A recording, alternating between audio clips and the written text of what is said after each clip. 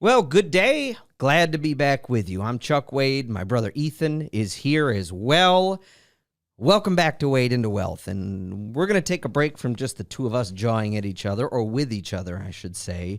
We're going to talk about goals. And we've got a guest this week, Chris Hauth, who's been with us before, I think about a year and a half ago. He came on prior to the Summer Olympics.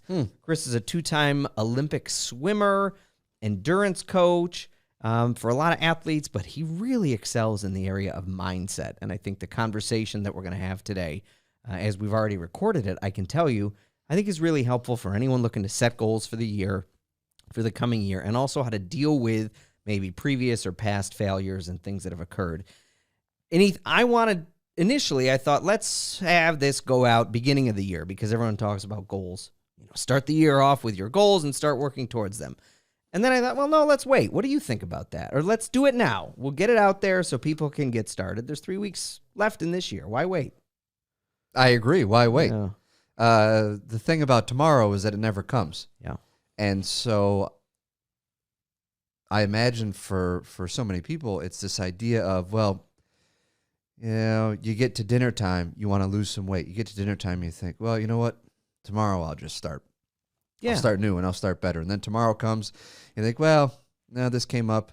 They brought in these bagels at work. I'll start the next day. Yeah. And unless we start to just take action, it can be a goal that you say, well, after the first of the year, that's just hope. You hope that works out. You hope that on the first of the year, because it's just a sunrise. It's still, you went to bed the night before. Yeah. Hopefully you went to bed the night before. Yep. You wake up, the sun comes up. It's another day. Yeah, it may be a new calendar, but if we're constantly telling ourselves that, well, I'll start this in 2 weeks or I'll start this in 3 weeks, you can start making some progress on it now. Sure. If you make the choice to just take action and just start, which I think for so many people is one of the hardest parts. You run, I use a Peloton a lot. Yeah.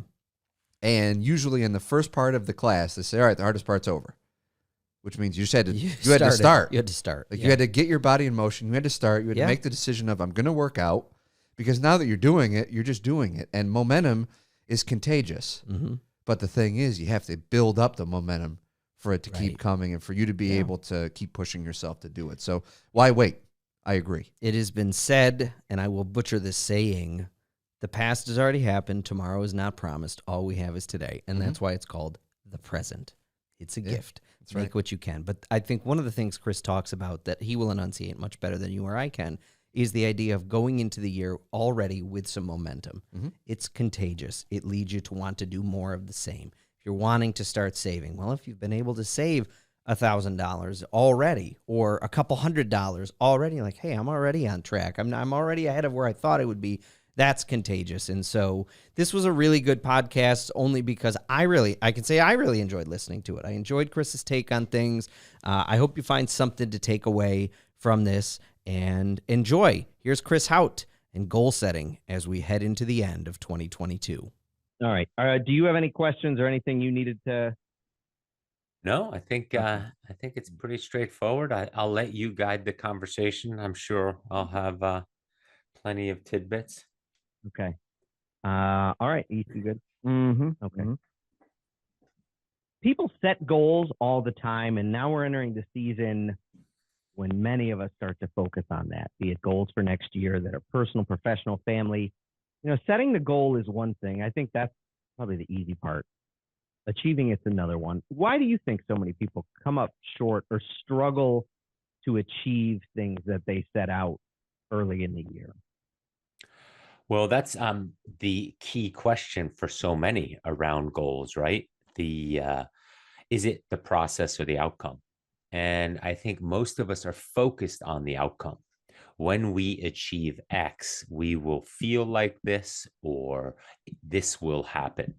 And a goal is technically only designed to get you into motion, take action towards something, making progress. And in psychology, there's a deep theory, probably proven more than just a theory, that as humans make progress, that's where our happiness is. Never at the achievement of a finish line or an outcome, because that's a static place you get to, And it actually leaves us with an empty feeling when we achieve said goal. The positive emotions that you have in that window, they don't last very long. And then you're looking towards the next goal. And so the progress towards the goal is actually where we are happiest. We're moving forward, we're growing, we're progressing in our life. And that is proven in this case where humans are happiest. When they're digressing or staying static, staying still, it is when they're at their unhappiest. And so that's why goal setting, if you almost turn it on its head and say, well, it's less about the outcome, it's more about the process. And a very cliche, common wisdom we hear today, but it's another thing on how to live by it and stay in that process. I'm curious to this because it's December 1st, we're recording this. And it's very easy, and we all do it. We look at like the end of a year to start, well, let's set our goals in January 1. I'm going to start with this. And then we're going to go from there. Should people be waiting to start, whether it's a financial goal or something? I mean, or should we just say, you know what, forget the date and just go with it? It's a marking on a calendar, but we created it. It's sort of like expectations. Dates, and in this case, expectations, are things we create. It's a day, it's a sunrise, it's a sunset like any other day. Nothing's stopping us from starting our goals today. And quite honestly, we're always happier when we're already entering January 1 with some momentum, with some intention.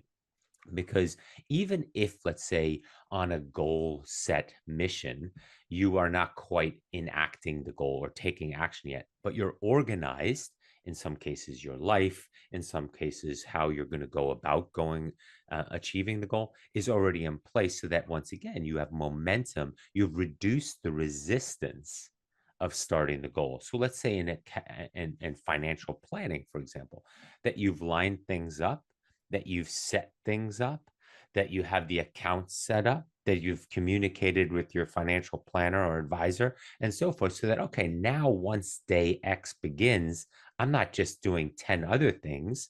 I have already set the wheels in motion.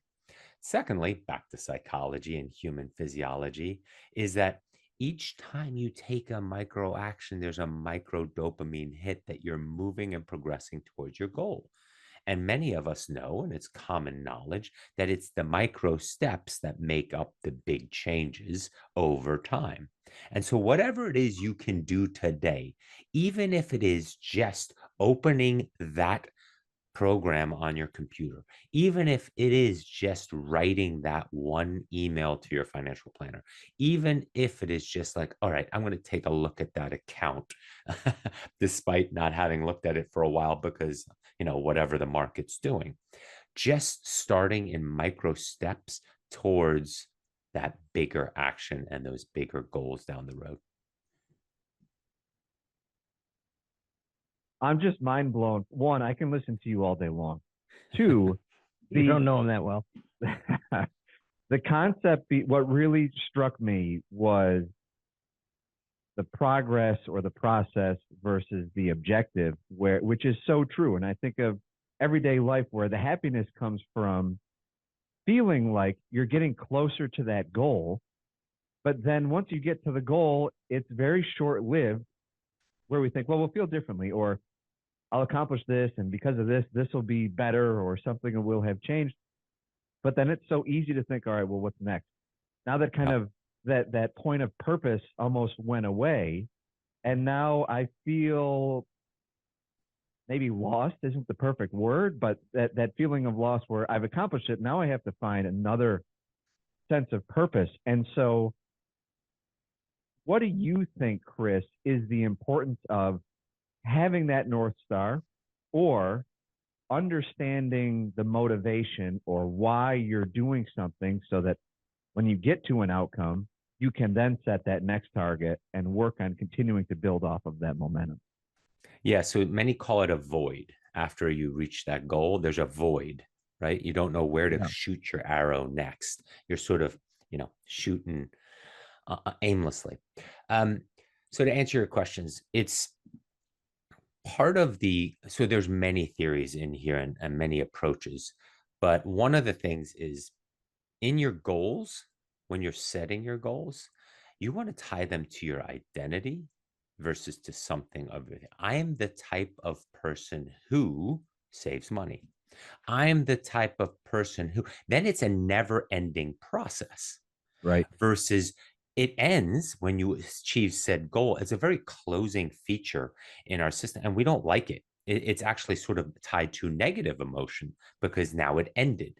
Right. But when you tie it to your identity, I am someone who saves. I am someone who thinks about his family and their future wealth or future growth or my estate or how I'm going to pass this on or savings, because that's a value to you that you now can tie your actions towards. And it's never ending. You're always growing. How can I be a better saver? How can I be a better planner? Because there's no there. It's always on a continuum, right? So that's one thing I like to talk about with goals. The other thing is, like you said a key word there, North Star. Other theories are that goals are only and objectives are only validations that you're on your way towards the North Star. So if you go about goal setting like that to say, okay, I would like to have X amount saved or X amount achieved or X amount um, put away by then, that's a validation that I'm on the right track to achieving my North Star or the bigger goal of being the type of person who has put enough money away for his kids' college, right? They all fall back into that. I'm making progress because it's part of a permanent growth situation. I never achieved it. It's not like, okay, now I've saved, you know, X amount of dollars. I'm done with savings. No, now I'm the type of person that's now going to start putting money away for my retirement or my future because I'm the type of person who saves. That identity attachment of our goals. The identity part of it, I think, is a lot more important than maybe we'd give it credit for at the outset, because we're going to hit road bumps. We're going to hit, so there's going to be an unforeseen expense. Just when you've started to make some progress, if we use debt reduction as an example, somebody wants to get rid of credit card debt and you knocked 15 or 20% of it off, and then something happens. And I feel like it's so hard when you get a setback, or we see this with clients. They hit a setback and then it's almost like they feel like they've failed automatically. Whereas if you have the North Star or the why behind it, is it easier to get yourself back on track when something like that has happened? I believe so, because you're still the type of person who saves, or I'm still the type of person who's reducing my credit card debt. Let's go through that example specifically. Mm-hmm. Yeah, a medical something came up, or I lost my job for a few months, or a larger expenditure came up, and I have to rely on. Doesn't mean I'm not still that type of person. It's still a priority to me. It's still one of my values. I'm just temporarily not achieving that the way in a perfect world it can be. But we know it's not a perfect world. I still am the type of person who doesn't want to have credit card debt. And so now it's only a question of what steps do I need to do to reduce that. Now, it might mean, okay, I put that large expense or that unfortunate expense onto my card. It didn't reduce it as much as I wanted to, but now I can take other steps to continue working on to reduce it, put that one away, not use it anymore. That was only for emergencies. I mean, there's so many ways to take those actions, but it allows us to focus back to the next step. I'm still that person. In our society, failure is something that I think so many people view negatively. But I think maybe the three of us would all agree that failure is also a great opportunity for growth. And so when you're setting goals, I think as an individual or a team or a business, whatever it may be, with the mindset that you can never fail, you're setting yourself up for a disaster down the road. But do you think there's value in failure? And what's the best way to, I guess, cope with that when that happens? Well, I'm fully in agreement that we can't have an expectation that failure won't happen. Life isn't perfect. It doesn't work Mhm. that way. And you can imagine that I'm a very much growth oriented, focused person. So failure is just an opportunity to see where we're either off path, off our aim, because I'm a big aim person, what you aim at. So it's less about goals and specific objectives. It's where am I aiming and am I heading in that direction, right? It gives us more leeway. But failure itself is very similar to regret, identifies what's important to us. We wouldn't perceive it as a failure if it weren't important to us. And so if you pull the lens back and say, well, this was important to me, it has an emotional connection to me, I put a lot of time, effort, emotion, thought into it. Well, that's good. Caring about something is good. Now let me take action so that I don't feel this failure, this roadblock, this resistance again, right? And it defines our values and principles. Well, this is important to me, hence why I evaluate it as a failure. Right? And so then once you're going down that road, you understand, well, failures are going to be part of this. I'm taking on something that's challenging. Again, progress, growth. I heard something the other day about, or I read something about the other day. It's not a question of doing something where you might fail. Identify things that you might do where you know you're going to fail. And if you know you're going to fail, are you going to do it anyways? And that really shows you that it's important to you. That really shows you, I might not achieve XYZ, but I love it anyway. It's important to me anyway. Now, in financial planning might not be the best thing to take that approach, right?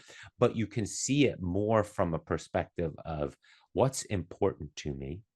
And once I've identified what's important to me, I can break it down into smaller steps on which way to aim.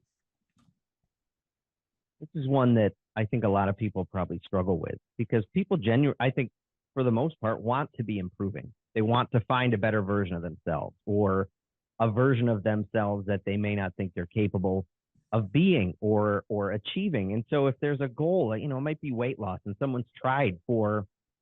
they've tried before and they've not found the result they wanted, or they've tried to save, or they've tried to complete a big event before multiple times and it doesn't necessarily work. Something you said a while ago was that, we don't sign a contract to be the same person we were 5 minutes ago or Correct. 5 months ago or 5 years ago. And I just think that's a really profound way of thinking about it. And I'd love it if you could share a little more about what you mean by that. Well, there's two things tied into that. One is expectations. We create the vision of who we want to be. It's ours. In most cases, we're much harder on ourselves than anybody else is. And so when we paint that photograph or that picture of how we see ourselves, having saved that money, having completed that event, achieving that big goal, it's ours. We created it and we put the pressure on ourselves of it. And so when you sort of pull the lens back a little bit there and say, wait a moment, I'm creating all this stress and this pressure on myself to be this vision, this image that I built. And so it's important to keep that in balance of, okay, well, maybe that's not realistic right now with 3 kids and a mortgage, and it's just a busy time in my life. And that's where, I've talked about this other quote where I said, it's not a question of if I'm going to do something, it's only a question of when. That doesn't hurt us in our character and our beliefs about ourselves.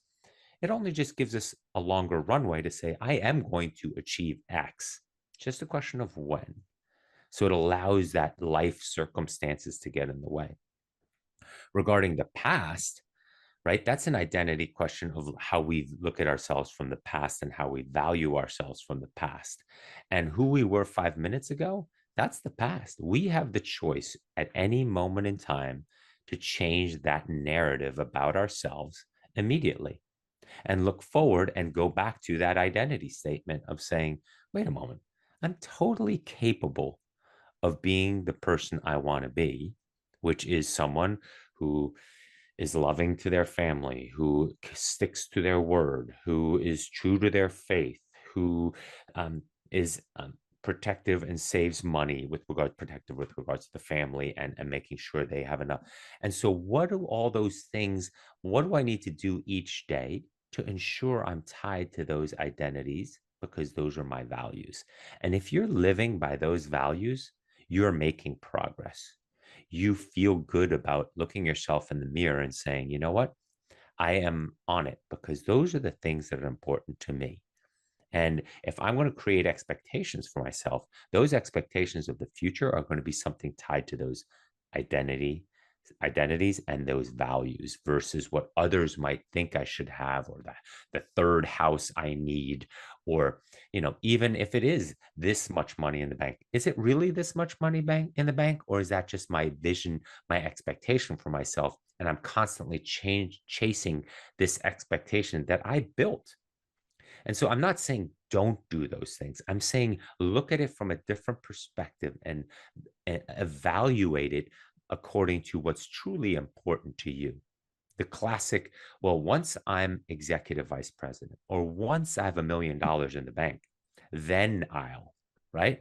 Well, if you lose your relationships or the closeness with your family because of it, if you lose time with your family of vacations and weekends or evenings or family dinners, if it compromises your values and what's truly important to you, then achieving said outcome will leave you back with that void that we talked about. Something that you touched on, and we say this a lot. You and I were in Georgia together at a retreat, and I was asked this question multiple times. Well, what's the best advice with regards to investing? Which is like there's a million answers, but it's a different answer for everyone. And the thing that I think I landed on was know what's important to you and stop caring what others think, meaning, or what others are doing. And, you see it in endurance sports, the field that you work in, where, Instagram can be a tough place when you see someone, just going out and running 100 miles, or the lives that people lead. And we might think, well, why can't I do that? Or I want to be able to do that. And I think it's pretty easy to get away from our own values because it's so easy to see what everyone else's are or what everyone else chooses to show us. And that's pretty true with money too, whether it's the house or the vacation or the cars. We really don't know what's going on with anyone else. No, we don't. Teddy Roosevelt said, comparison is the thief of joy. Right. And it's so true, because when we're comparing to others, we're stuck in this space of robbing our own joy. And we don't even know if the input of what we're comparing to, like you said, is accurate. It might look good on the outside, but they might be mortgaged over their head with a second mortgage and credit card debt and so forth. The veneer might look nice, but behind it, we don't know if there's joy there too. So it robs our own joy.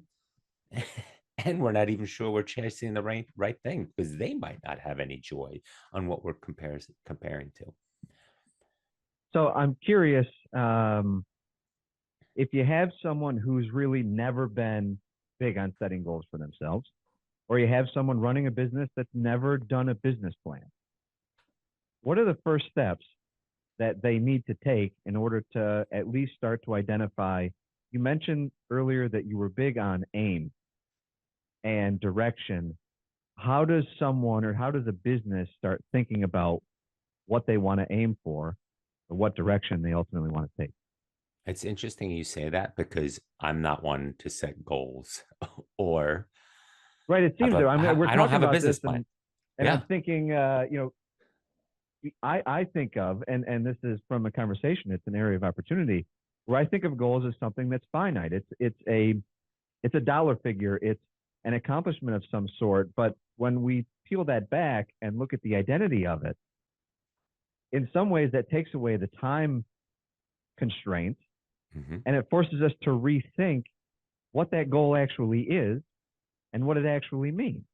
Yeah. And so it makes it an infinite game from Simon right. Sinek's approach, right?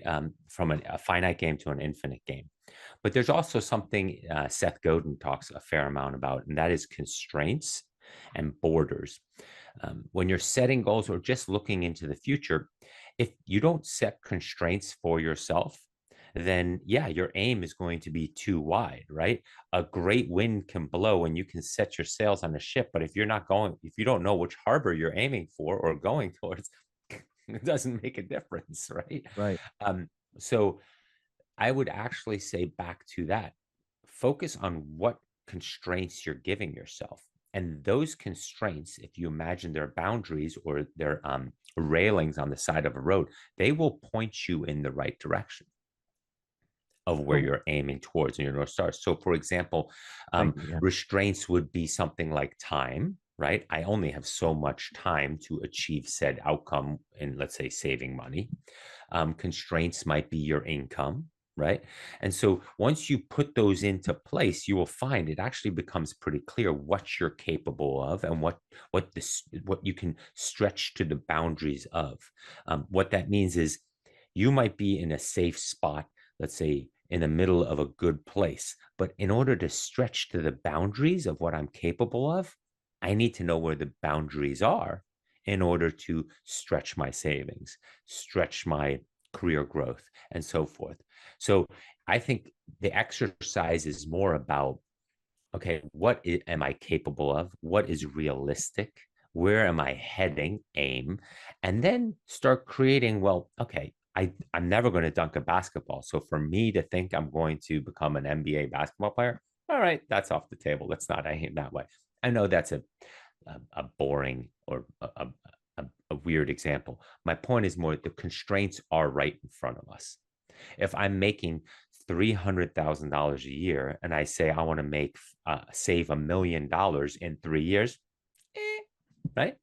But we can put percentages on that. We can put numbers around that. We can put timelines around that. And then you start really breaking into a specific future outcome. Right. Thank you. And that's the same thing with business plans or any goals. And so you might say, why don't I live by goals? Because in my opinion, if I'm living by my values that I was talking about before, and that's going to take care of itself, the opportunity, the creativeness, the stretching myself, the pushing myself, sticking to, well, I want to be the type of person that's available for my family, that's growing a business. And so that narrative will set the goals and momentum and the aim either way. Yeah, that was, well, I was going to say that. And then you said it, but I think that is really, I mean, with a business, like I look at our business, is that we can sit down and you almost work backwards from the who do you want to be or the value proposition of this is the kind of business that we want to run. And let's decide that. And then, or let's figure that out. And then we can work backwards and fill in the goals because they will also, yeah. Look at where you are. Look at where you are. You guys love the Buffalo Bills. For them to start the season and say, we want to win the Super Bowl. Well, what are they going to do? They're going to go back and first, what kind of team are we? What's our identity? Do we play smash mouth defense and we just run the ball? Not really our thing. There's your constraints again. We have an amazing quarterback. So we're going to set our success up with those values and identity. So we've got a quarterback who can not only throw, he can also run pretty well. Okay, so now we set our offense out of that. So that's our identity we start building: offense, defense, and special teams. Next, okay, we can only win the next game. We don't have to look, it's on the path, right? Our borders are the next games we got to win in order to get to the North Star, to get to the future outcome. But we can't, of course, it's nice to say we want to win the Super Bowl, but there's reason and there's psychological reasoning why the coaches of the world just focus on the next game, because there's nothing to point towards beyond that. Right? That's where we're going to learn about our failures and our values back to what's important to us. Oh, we didn't run the ball off of whatever play action. Well, therefore, we're exposed. That's a failure. And that's a breaking point. Let's adjust from there. It's crazy how well football fits these conversations because it's a very systematic, thoughtful game with a lot of strategy and a lot of long-term prep. Your personnel, how you're drafting, it's all fitting towards identity and wrapping yourself around a system or how Who do I want to be? What kind of team do we want to be? And you can do that with yourself. You can do it with your family. What kind of family are we? We're a family that has family dinners 5 times a week, right? And we sit around the table and we sit there for 75 minutes, whatever. I'm just putting, again, constraints and boundaries on it and say, okay, we might not talk much in the beginning, but eventually, because that's who we are, it became something that now is very valuable to everybody. Or we run the kind of business that doesn't spend a lot of cash, or we keep a lot of cash on hand for the future. It all depends on what kind of XXX are we? I love the Bills analogy. Yeah. Only from to your point. Yeah, I like the Bills. It is what it is, but it's so easy to understand when it's explained in that way, and I really appreciate that. Chris only texts me after losses. After they lose. This is something that I think when we think about setting goals or you think about achieving something, we think about the things that we can do. What can I do? What do I have to do to be able to run a certain distance? What do I have to do to finish this triathlon? What do I have to do to save X amount of dollars? We don't often think about what am I not going to do? Meaning, what do I have to give up? What sacrifices do I have to make? And so often I found that I like the saying, there's a difference between saving and not spending. Not spending is the easiest way to save. And so Correct. it may be, well, I don't have enough time to train. Well, how much time do you have for Netflix? And how much time do you have for things that don't put you closer to that North Star? And I don't know that we think of those things, the things that we could give up that may help us get closer to our goal, instead of thinking, well, what can I do more that I'm not doing now?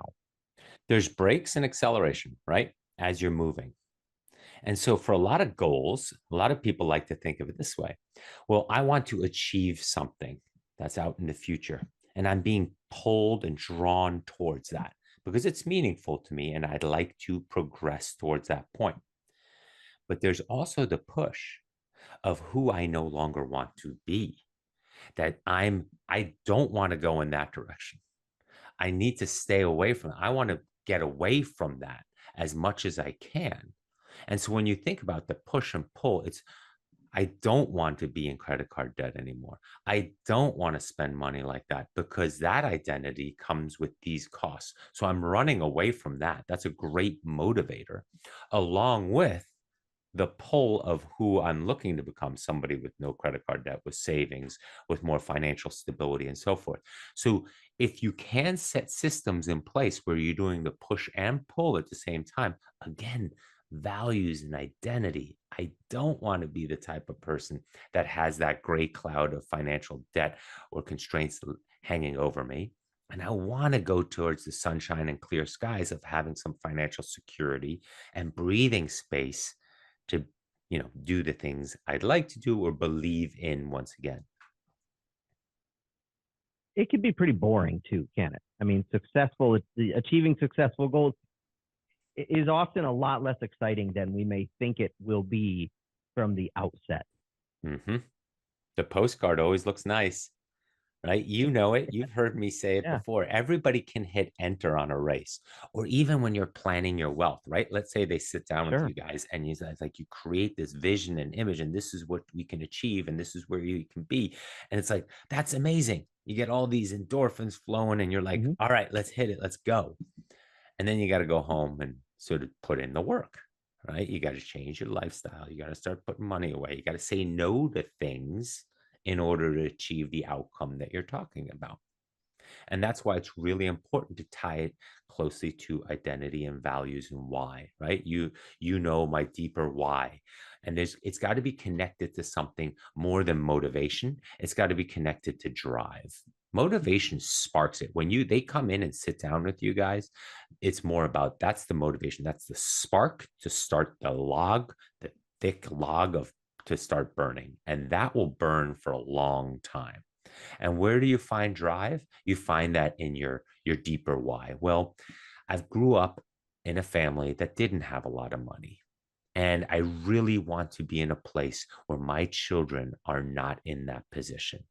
And I need to keep that in front of me every day. That's number one, for example. And two, when you go by your values, did I live according to my values and principles today?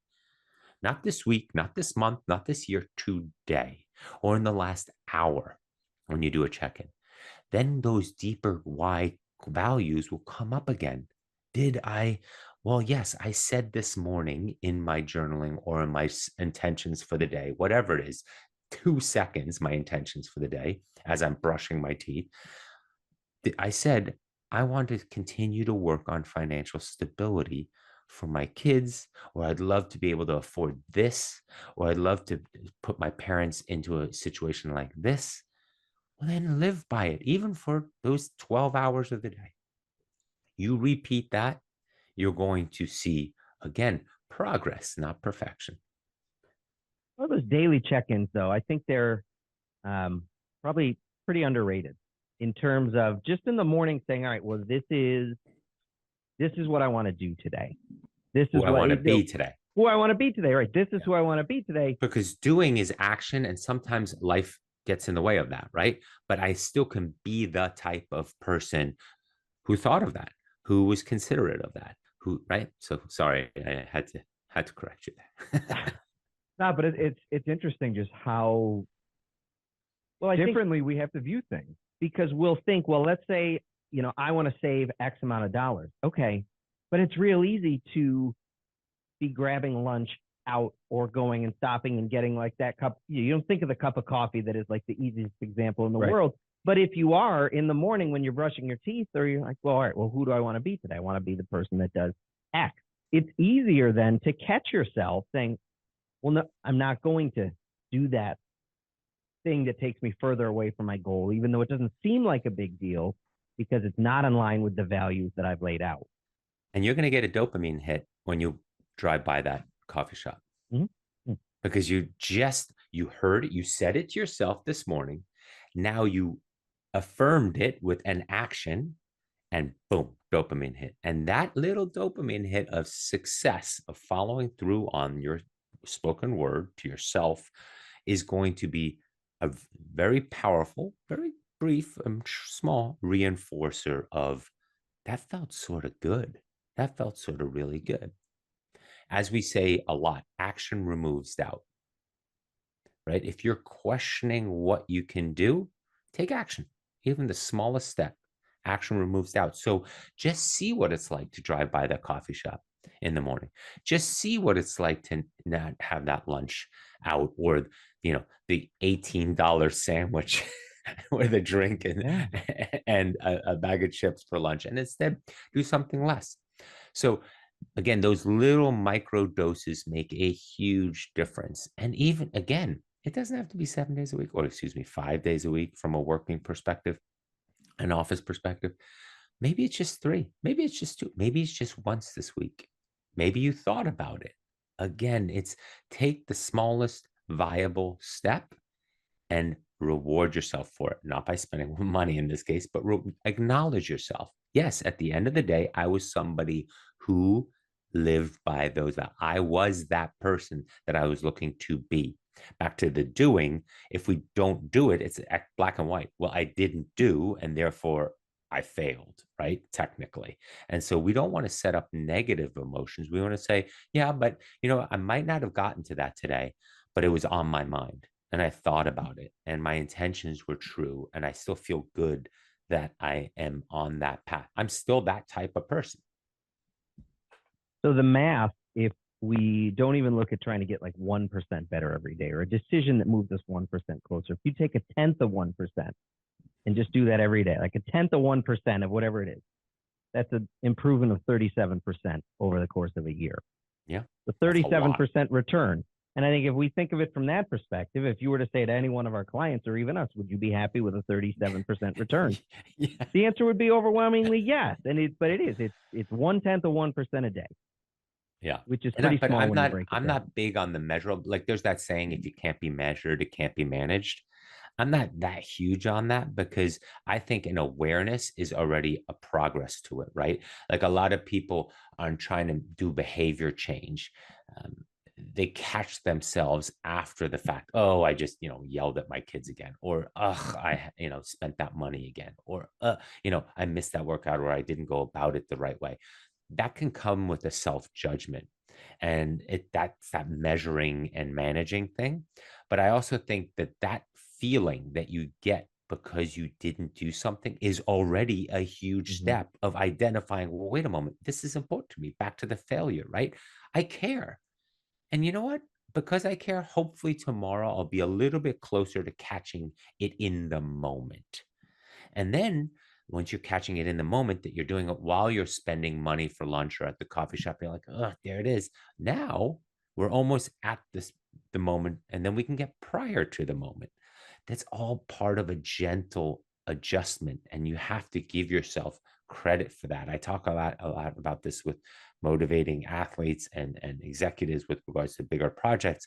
It's about, you thought of it. The fact that we're even talking means you care, right? And so therefore, let's start working backwards from that. Discipline. Because you mentioned something, Chris, that with the postcard always looks, I'm going to screw up the saying.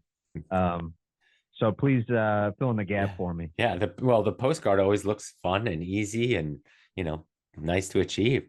It's picture perfect.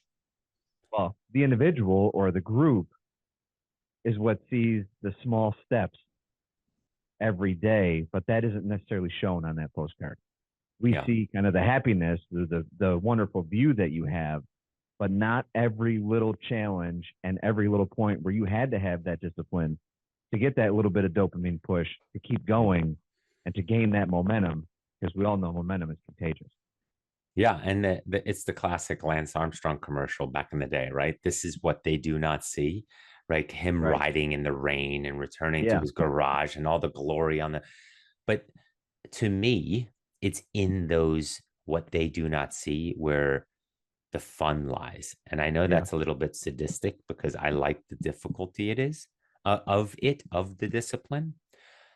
Because once again, it's really the gritty work where you really identify who you are. There's that saying, in adversity, we find out who we truly are, right? How we respond to the circumstance, who we are in adversity is who we actually are. I want to be in those micro moments to see, okay, there's the resistance. There's the obstacle. And that's where I'm learning. That's where I'm growing. It's not because of the outcome. I'm growing because, and the pride of doing it myself when nobody's looking, when the accolades aren't big, and that I still followed through on it. That's a whole nother dopamine hit of at the end of the day going, man, I achieved that today for no glory, for no outcome.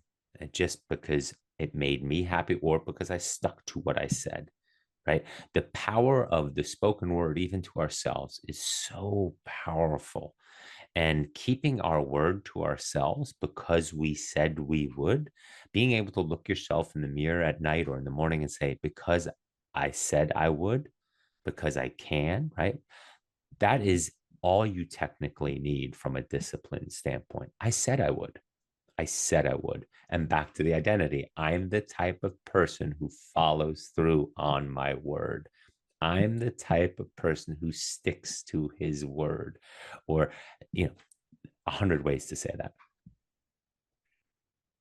And I think it's been said. I think that's a good spot to end. So where does someone find you who is, would be interested in listening more to what you have to say or wanting to follow along on your journey? Nowhere. All right, we'll just put it in the show notes then. Yeah, you know my current situation, Chuck. If I hear from anybody else, I literally have to say no. In my world. Well, we're glad that you said yes. But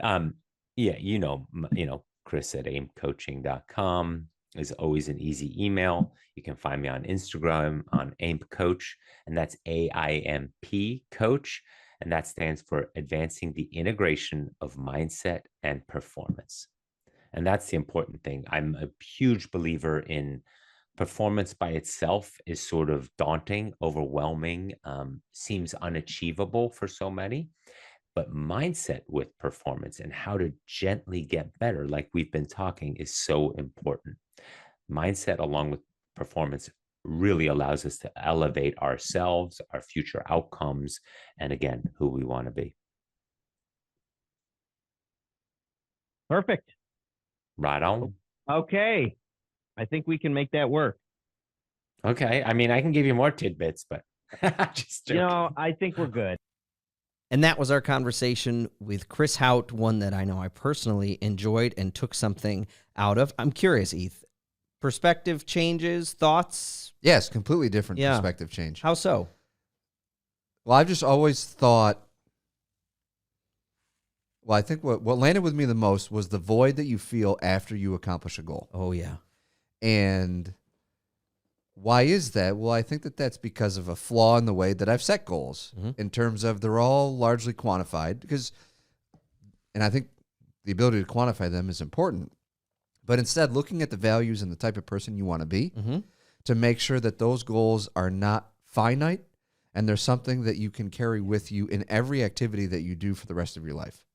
And because that void is real. I mean, we think of, particular goal when you're doing it and you're accomplishing it and you're taking the steps, doing the hard work that few people see, that's when you're finding the happiness. But once you accomplish it, that part of it hit home with me where it's kind of like, all right, well, what's next? That's been documented, actually. There are studies that show, and in athletes, that when completing or finishing an event that you've trained for periods of time, and I've experienced this, you are more prone to going into a depression or period of being down because you were operating at such a high level or doing all of this work, and then now what?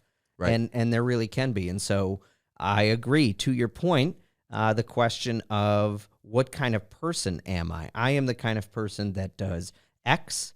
I am the kind of person that lives by the following values, and that can translate to anything, not just personal finance or investments, to your life at home, your life at work, your life, at play. And so, yeah, Chris is always good for some real thought-provoking content, and we do appreciate having him with us. And so we'll leave you with that. Hey, if you've got a goal for next year, get started. What are you waiting for? The end of the year is fast approaching. Pick up some momentum. We'll be back next week.